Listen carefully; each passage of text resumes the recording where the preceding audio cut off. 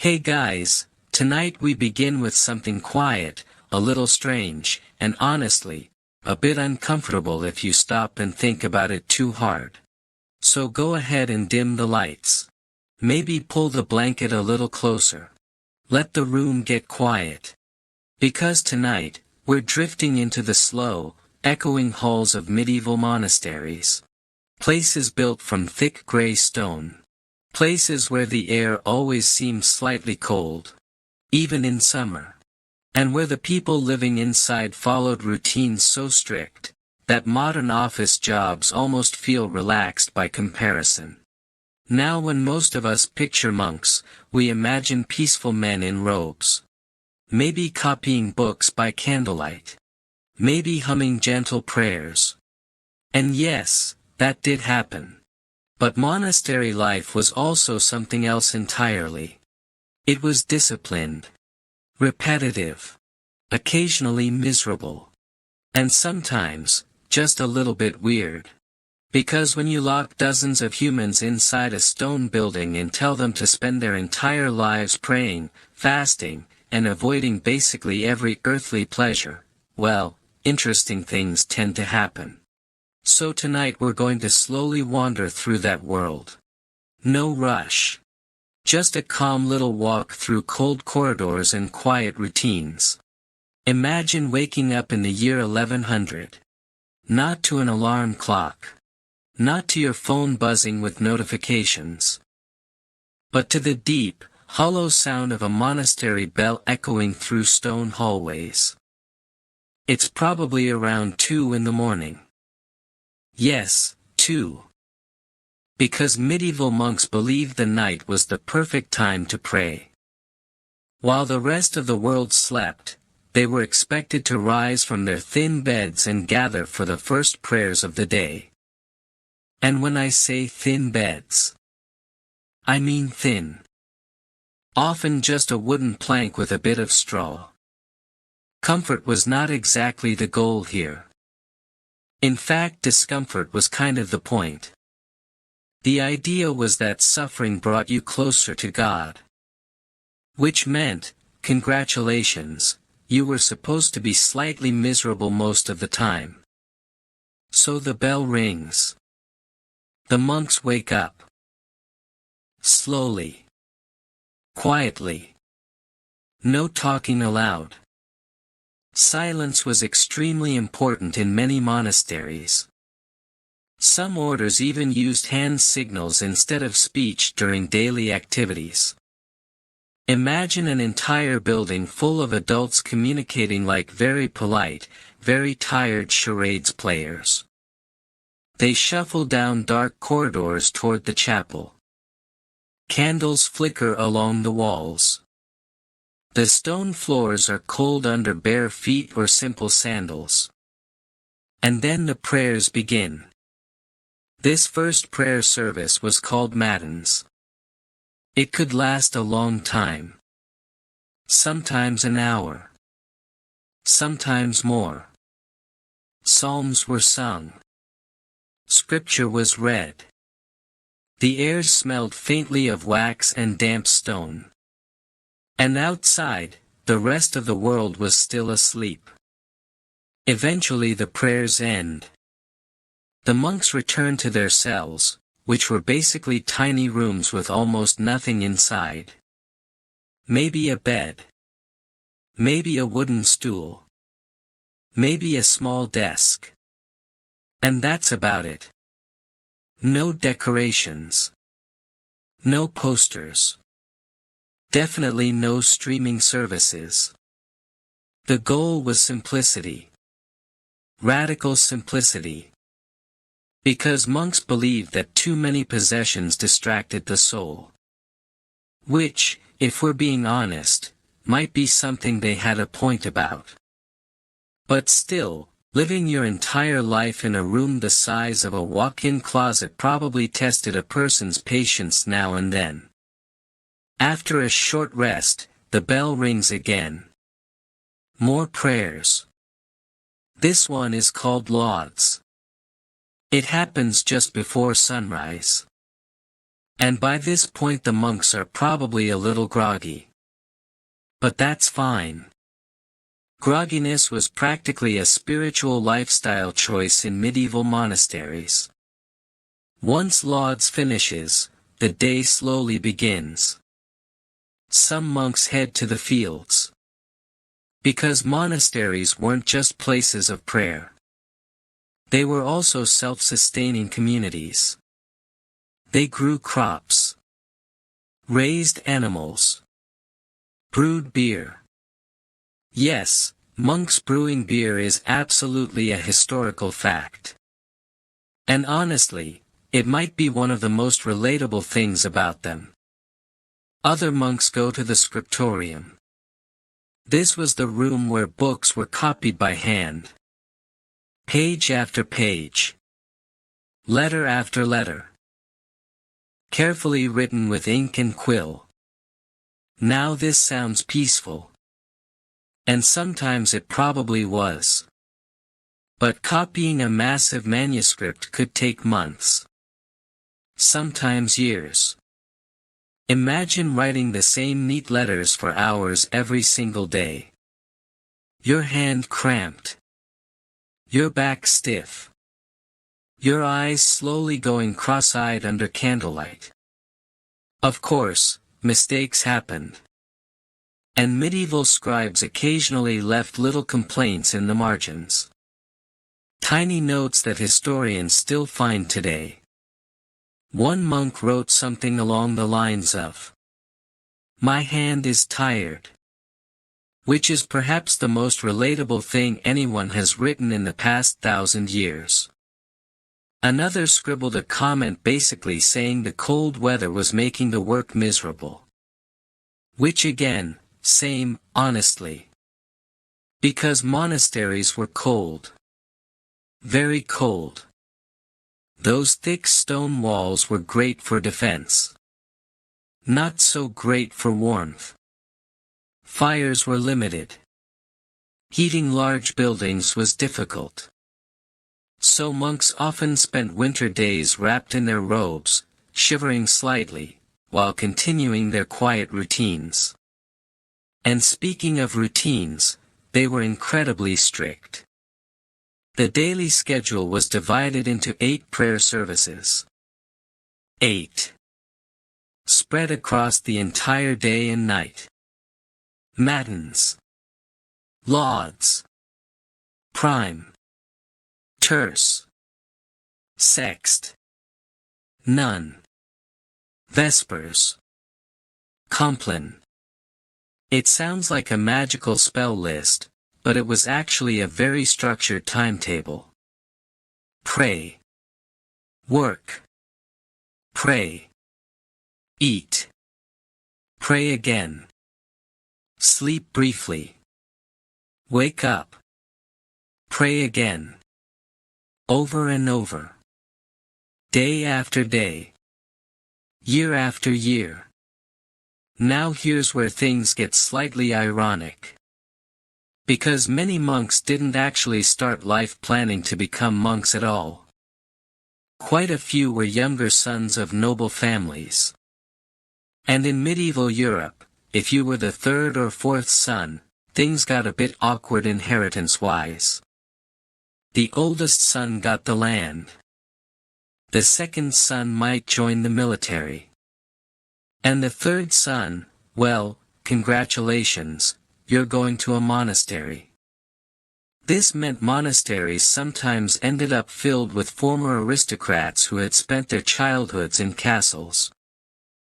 And were now adjusting to cold cells and strict rules. And let's just say, some handled it better than others. A few adapted beautifully. They embraced the quiet life. Became respected scholars. Wrote theology. Copied manuscripts. Others struggled. There are records of monks sneaking food during fasting periods. Or quietly complaining about the rules. One monastery even had repeated issues with monks falling asleep during prayers, which honestly is not surprising when the schedule begins at 2 in the morning. But overall, the system held together surprisingly well. Partly because monasteries also offered something the outside world often didn't: stability. Medieval life was chaotic. Wars happened frequently. Famine wasn't unusual. Disease was always around the corner. But inside monastery walls, life followed a predictable rhythm. Bells rang. Prayers happened. Meals were served. Work was done. And the same pattern repeated tomorrow. And the next day. And the next. Meals themselves were quiet affairs. Usually eaten in a large hall called the refectory. Long wooden tables. Simple food. Bread. Vegetables. Sometimes fish. Meat was often restricted depending on the order. And while everyone ate, one monk would stand at a lectern and read religious texts aloud. So imagine eating dinner, while someone reads theology at you. Every single day. Conversation during meals was often forbidden. Which meant dinners were silent except for the sound of chewing, and one steady reading voice. Again, peaceful in theory. But after about 10 years of silent dinners, even the most dedicated monk probably dreamed about casual conversation. Of course, not every monastery was identical. Some were stricter than others. The Benedictine rule, written by Benedict of Nursia in the 6th century, became one of the most influential guides for monastic life in Europe. His philosophy was simple: balance. Prayer. Work. Study. A rhythm designed to keep the mind focused and the community functioning. And for many centuries, it worked remarkably well. Monasteries preserved knowledge during times when books were rare. They copied ancient texts, maintained libraries, educated young novices. Without them, a large portion of classical literature might have disappeared completely. Which is a pretty big legacy for a group of people living quietly behind stone walls. But monastery life wasn't always serene. Humans, as it turns out, bring their personalities with them even when they join religious orders. And sometimes that created small dramas. Abbeys occasionally argued with neighboring towns. Monks debated theological details endlessly. And every now and then, someone decided the strict life simply wasn't for them anymore. Escaping a monastery wasn't exactly common, but it did happen. Because living under constant rules, constant prayer schedules, and constant supervision, could wear on people. Still, many monks stayed for life. Decades passed. Hair turned gray. The same bells kept ringing. The same prayers continued echoing through the same stone halls. And slowly, the outside world changed while monastery life remained almost frozen in time. Which is part of what makes these places so fascinating. They were islands of routine in a chaotic medieval sea. Quiet. Predictable. Cold. And full of humans doing their best, or sometimes just doing their duty, one prayer at a time. And if we glide quietly down one more stone corridor, we'll find that monastery life didn't just shape monks. It shaped kings too. Because many medieval princes were sent to monasteries as children. Sometimes for education. Sometimes for political reasons. And sometimes, simply because royal families had more sons than thrones. So in the next stretch of our sleepy historical wandering, we're going to meet a few of those royal children. Children raised partly among stone walls and strict routines. Children who would later become kings, bishops, or occasionally walking disasters with crowns. But for now, just imagine a monastery at night. Candles dimming.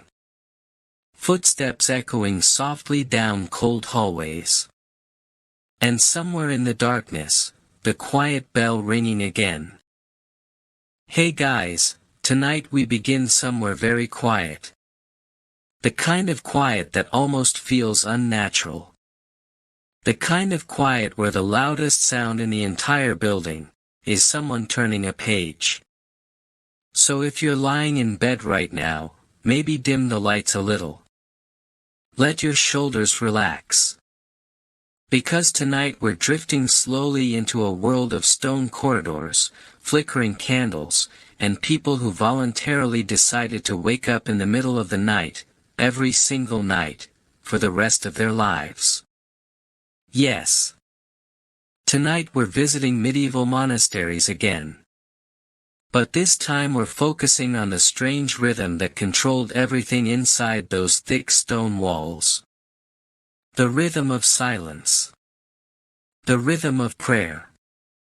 And the slightly haunting tradition of midnight chants echoing through cold halls while the rest of Europe slept. Because life inside a monastery wasn't just about religion. It was about routine. A routine so precise, that every hour of the day had a purpose. And every monk had a role to play in what was essentially a spiritual clock that never stopped ticking. Now imagine you're a young novice entering a monastery around the year 1150. Maybe you're 16. Maybe you're the third son of a noble family. Which in medieval terms basically means, congratulations, your older brother gets the castle and you get the cold stone bedroom. But that's alright. You've been told this is a noble life.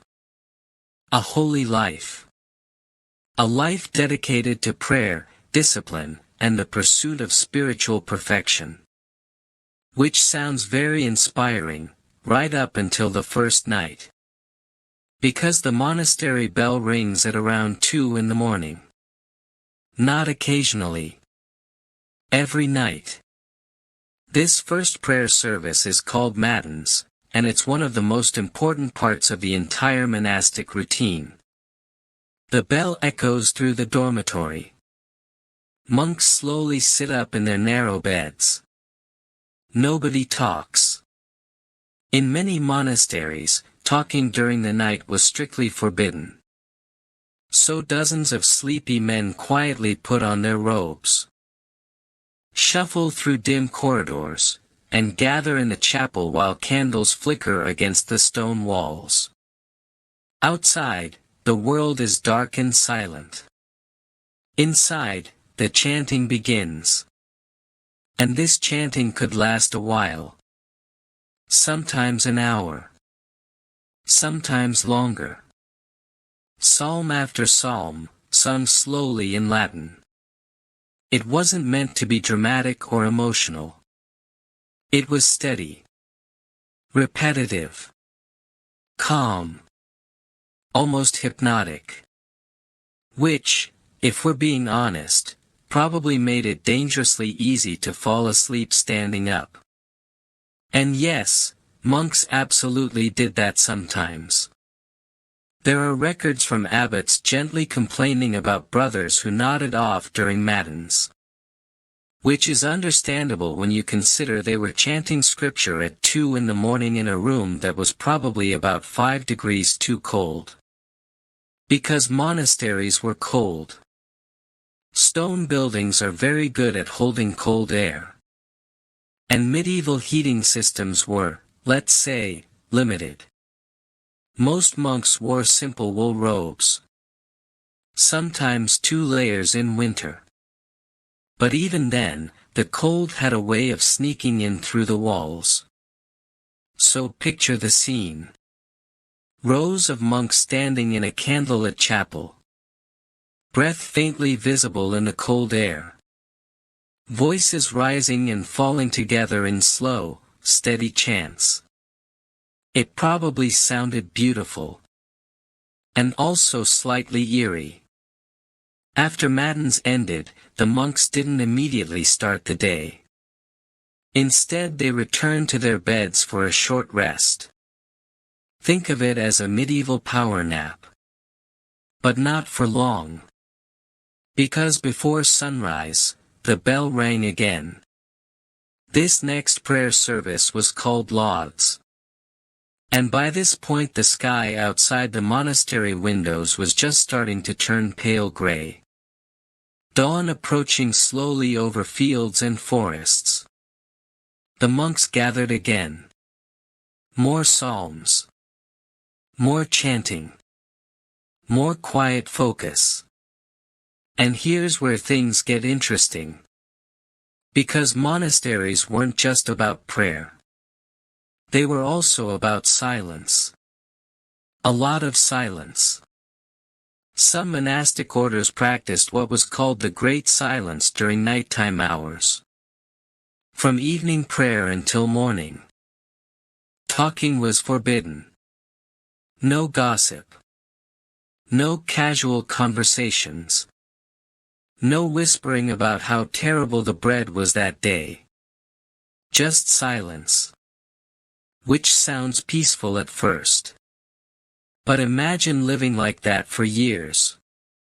If a monk needed something during these silent hours, he often used gestures or hand signals. Entire communication systems developed inside monasteries. A quick motion could mean, "I need bread." Another might mean, "Pass the salt." It was like a quiet language, understood only by the people inside those walls. And sometimes, silence did strange things to people. Humans are social creatures. We talk. We joke. We complain. When all of that disappears, the mind starts wandering. Some monks wrote long reflective texts about their thoughts during silent hours. Others poured their energy into copying manuscripts. And a few, well, they developed unusual habits. There's a story from one monastery about a monk who became obsessed with counting the number of steps between different rooms. Over time he memorized the entire building's layout in exact measurements. Which is oddly impressive, but also a clear sign that life inside stone walls could get repetitive. And repetition was really the core of monastic life. After lauds, the monks might eat a small meal. Usually something simple. Bread. Maybe porridge. Occasionally fruit. Then came the next prayer, prime. Followed by work. Work could mean many things. Some monks farmed the monastery fields. Others tended gardens or vineyards. A few worked in workshops making tools, candles, or cloth. But one of the most famous monastic jobs happened in a room called the scriptorium. This was where monks copied books by hand. Page after page. Line after line. Carefully writing each letter with ink and quill. Today we copy text with a keyboard in seconds. Medieval monks copied entire books that way, sometimes taking months or even years to finish a single manuscript. And they had to be careful. Ink smudges were permanent. Mistakes were frustrating. There are little notes scribbled in the margins of surviving manuscripts where monks quietly complained about their work. One wrote something like, "Writing is excessive drudgery." Another simply wrote, "My hand is tired." which is probably the most relatable medieval complaint ever recorded. Still, their work mattered enormously. Without monastic scribes, many ancient texts from Rome and Greece might have disappeared entirely during the early medieval period. So while monks lived quiet lives, they were quietly preserving a huge portion of human knowledge. Not bad for a group of people who woke up before dawn every day. Now let's drift gently to another interesting detail. Many monks were not lifelong monks by choice. Some were sent to monasteries as children. Especially in noble families. Medieval aristocrats had a practical problem. Too many sons. The oldest son inherited land and titles. The second son might become a knight. The third or fourth son often ended up in the church. Which meant monasteries sometimes housed young men who grew up surrounded by luxury, and suddenly found themselves living extremely simple lives. Imagine being raised in a castle. Huge feasts. Bright clothes. Servants everywhere. And then suddenly, you're living in a stone cell with one chair and a wooden bed. The adjustment could be dramatic. Some noble-born monks accepted it peacefully. Others spent years quietly resenting the situation. And a few, well, they occasionally bent the rules. Monastic records mention monks sneaking extra food during fasting days, or quietly chatting when silence rules said they shouldn't. Nothing too scandalous. Just small human moments. Because even inside a monastery, people were still people. Now as the day continued, more prayers followed. Terce. Sext. None. Each one marking a specific moment in the daily schedule. Between them, work continued. Fields were tended. Books copied. Meals eaten in silence while one monk read aloud from religious texts. And then, as evening approached, the monks gathered again for vespers. This was one of the more peaceful services. The sun setting outside. Candlelight filling the chapel again. Voices chanting slowly in the growing darkness. Finally, just before sleep, came the last prayer of the day, Compline. And after Compline, the great silence began again. No talking. No noise. Just quiet corridors and flickering candles. Monks returned to their beds. The monastery slowly drifted into darkness. And for a few hours, everyone slept. Until the bell rang again. Because the cycle never really stopped. Prayer. Work. Silence. Sleep. Then back to prayer again. Day after day. Year after year. And strangely enough, many monks found comfort in that rhythm. In a chaotic medieval world filled with wars, plagues, and political drama, monastery life offered something rare. Predictability. The same bells. The same chants. The same quiet stone walls.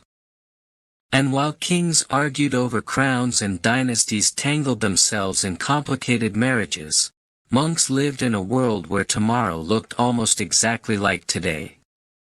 But of course, history has a way of sneaking drama into even the quietest places. Because some of the people who passed through monastery walls weren't just monks. They were princes. Royal children. Future kings who briefly experienced this silent life before returning to courts filled with politics, ambition, and the occasional royal meltdown. So in the next part, we'll float gently from these quiet midnight chants, towards some of the strangest royal childhoods in medieval Europe. And trust me, compared to monastery silence, royal families could be wonderfully dysfunctional. Hey guys, tonight we begin in a quiet room lit only by candles. A room where the air smells faintly of wax, old parchment, and just a hint of very patient frustration. So before we start, maybe dim the lights in your own room, settle into the pillow, and let your mind drift slowly back about 800 years. Back to a place where books were rare, handwriting was an extreme sport, and one small mistake with a quill could ruin a page that had already taken 3 days to complete. Tonight we're visiting the world of medieval manuscripts. Specifically the strange, slow, candlelit world of monks and scholars who spent enormous portions of their lives carefully copying books by hand. And when I say carefully, I mean incredibly carefully. Because every letter mattered. Every line mattered. And if you sneezed while writing the letter G, well, congratulations, you might be scraping ink off expensive parchment for the next hour. But before we get too deep into the candlelight and ink stains, imagine the setting. It's late evening in a medieval monastery. Outside, the wind moves quietly through fields and trees. Inside the stone walls, most of the building is silent. Footsteps echo down long corridors. A few candles flicker in iron holders attached to the walls. And in one room, the scriptorium, several monks sit hunched over wooden desks. Each one has a sheet of parchment laid carefully in front of him. A small knife sits nearby to sharpen the quill. A pot of dark ink rests to the side. And above the desk, a candle burns slowly, casting a soft orange light that makes the entire room glow in a warm but slightly gloomy way. The monks are copying books. Line by line. Word by word. And sometimes, letter by letter. This was the main way knowledge survived during large parts of the medieval period. Printing presses wouldn't appear in Europe for centuries. So if a monastery wanted a copy of a book, someone had to physically sit down and recreate the entire thing by hand. Now imagine copying an entire Bible that way. Yes. The whole thing. Thousands of lines. Hundreds of pages. Months, sometimes years, of quiet, steady writing. This required patience that most of us probably do not possess. Modern people struggle when a video takes 5 seconds to load. Medieval scribes were prepared to spend 2 weeks decorating the first letter of a paragraph. And that decoration is where things became interesting. Because some manuscripts were not just copied. They were illuminated. Illuminated manuscripts were books decorated with intricate illustrations, colorful borders, and elaborate first letters that looked like tiny works of art. Gold leaf was sometimes added to the page. Real gold. Beaten into thin sheets and carefully pressed into designs that glimmered in candlelight. Which means monks weren't just copying text. They were creating something closer to miniature paintings. Tiny dragons curling around letters. Strange animals peeking out from margins. Occasionally, little jokes hidden in the artwork. Because even medieval monks apparently enjoyed a bit of quiet humor. Some manuscripts contain drawings of snails fighting knights. Others show animals playing musical instruments. And every now and then, a bored illustrator added a little creature in the corner that looks suspiciously like it's mocking the entire situation. Which is understandable. Imagine sitting at a desk for 6 hours copying the same text. Eventually your brain starts asking questions like, what if a rabbit was chasing a knight with a sword? And so, the rabbit gets drawn. Now let's slow down and focus on the people doing this work. Most scribes were monks. But not all monks became scribes. It required good eyesight, steady hands, and a surprising amount of education. Latin was the language of most manuscripts in Western Europe. Which meant scribes had to read it fluently. They also needed strong grammar skills. One small copying error could change the meaning of an entire sentence. And errors did happen. When scribes noticed a mistake, they sometimes wrote a tiny correction in the margin. Or scraped away the ink with a knife and tried again. And occasionally, they left little notes complaining about the work.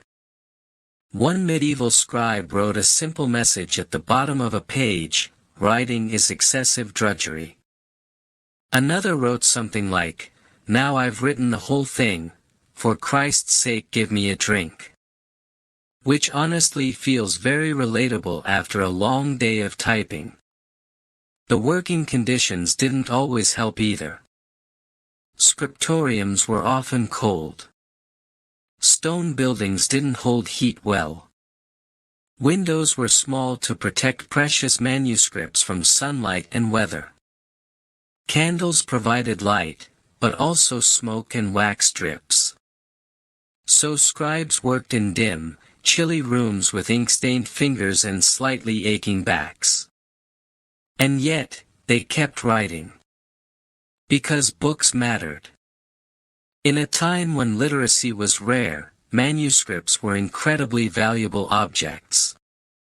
Some were chained to desks or shelves so they wouldn't disappear. A beautifully illuminated manuscript could take years to complete and cost as much as a small house. Kings wanted them. Bishops wanted them. Wealthy nobles definitely wanted them. And monasteries often became the quiet factories producing these treasures.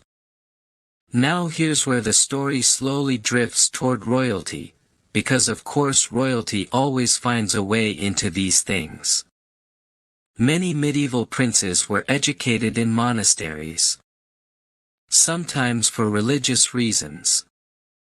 Sometimes because monasteries had the best schools available.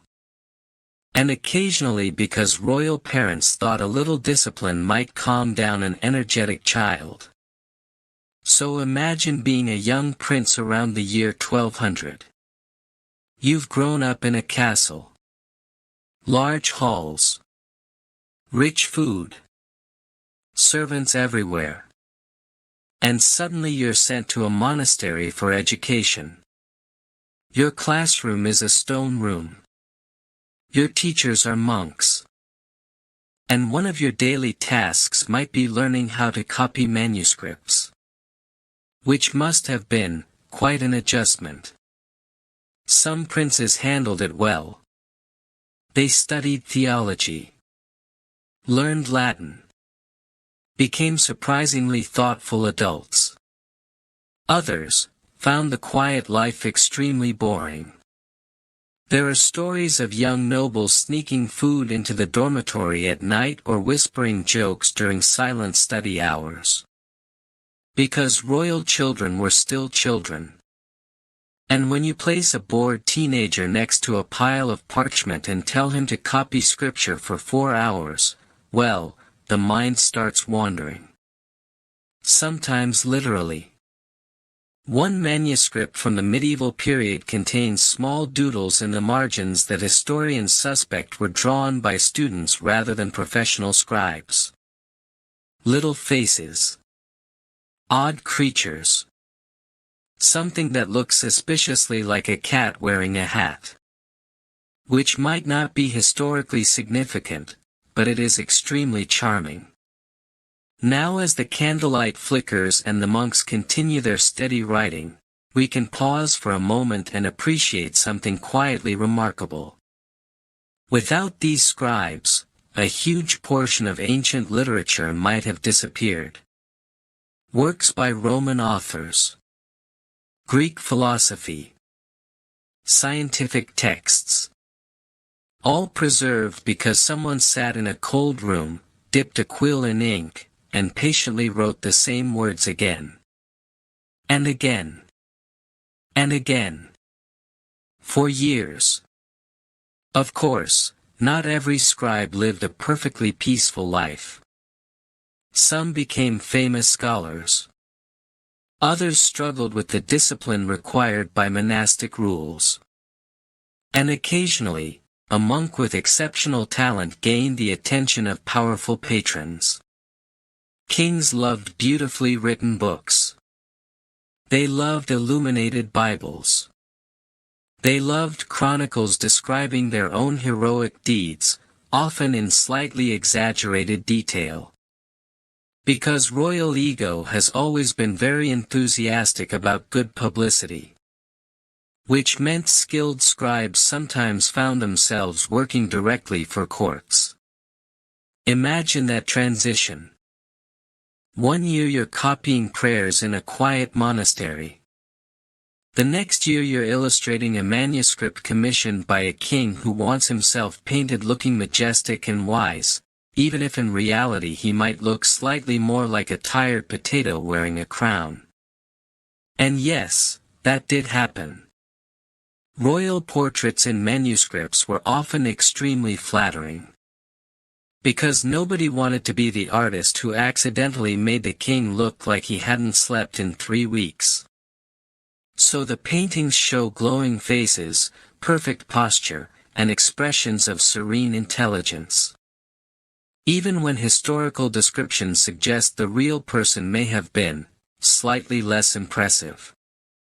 But that's part of the charm of medieval manuscripts. They reveal not just facts, but personalities. Little glimpses of humor. Little signs of frustration.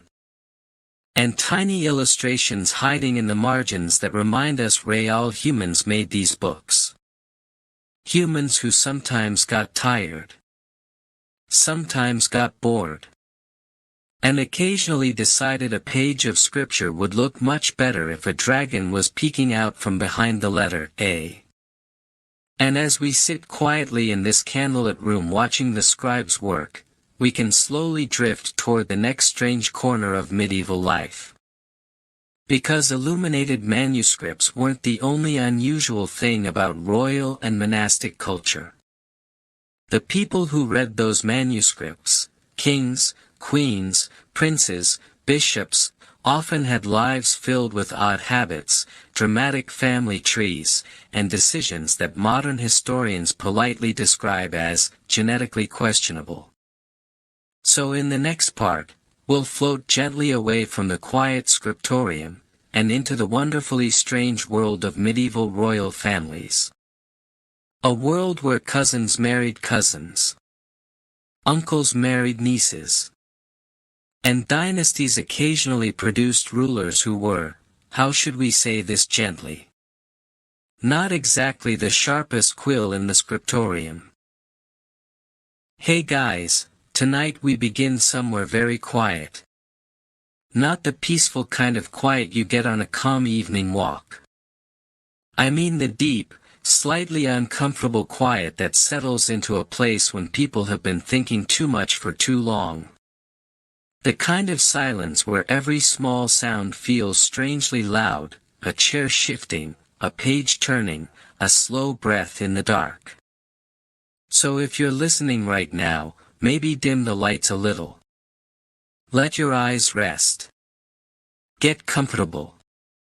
Because tonight we're drifting slowly into the minds of people who lived hundreds of years ago, people surrounded by stone walls, candlelight, and an enormous amount of time to think.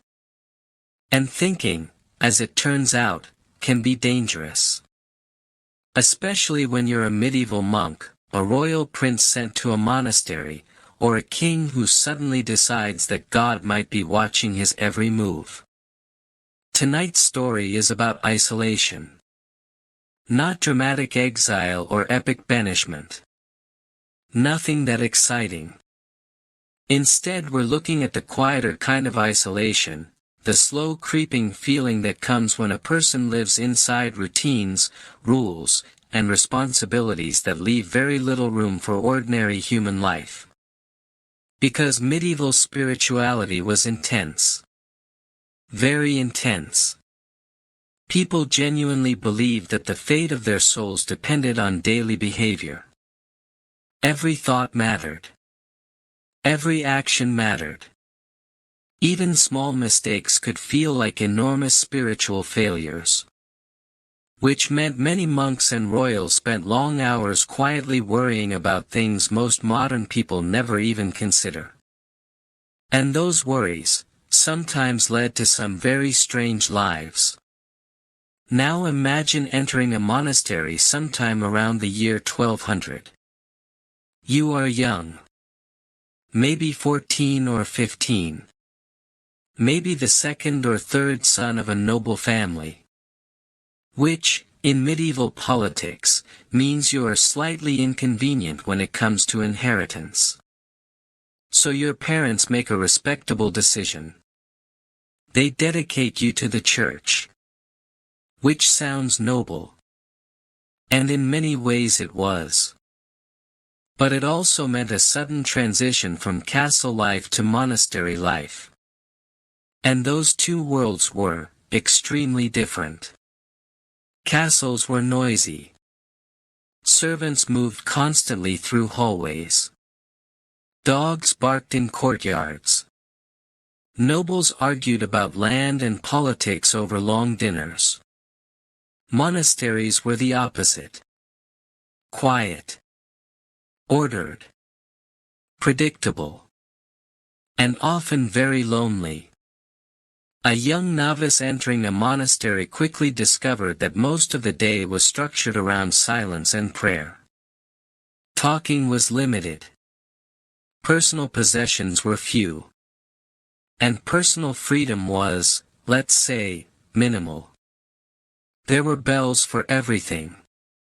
Bells for waking. Bells for praying. Bells for working.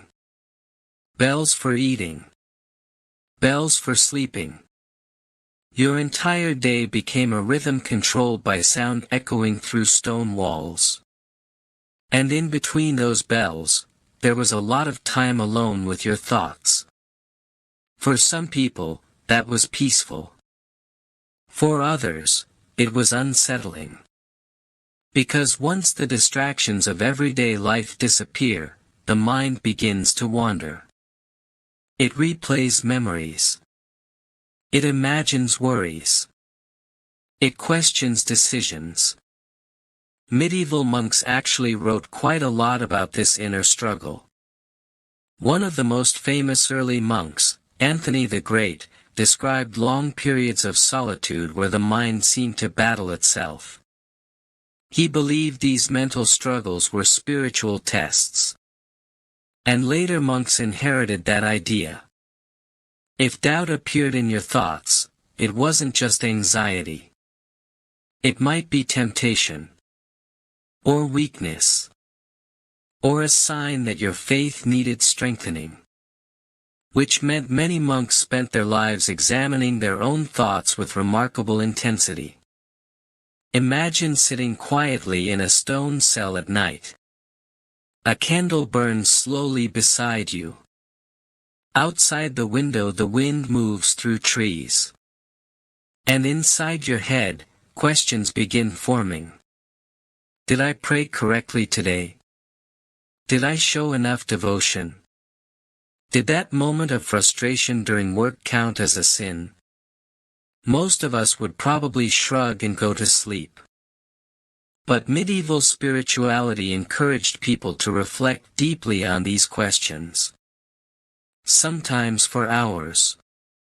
And when someone is already living a quiet, isolated life, that kind of reflection can become overwhelming. Now let's gently drift over to the royal side of the story. Because kings and princes were not immune to spiritual anxiety. In fact, some of them might have had it even worse.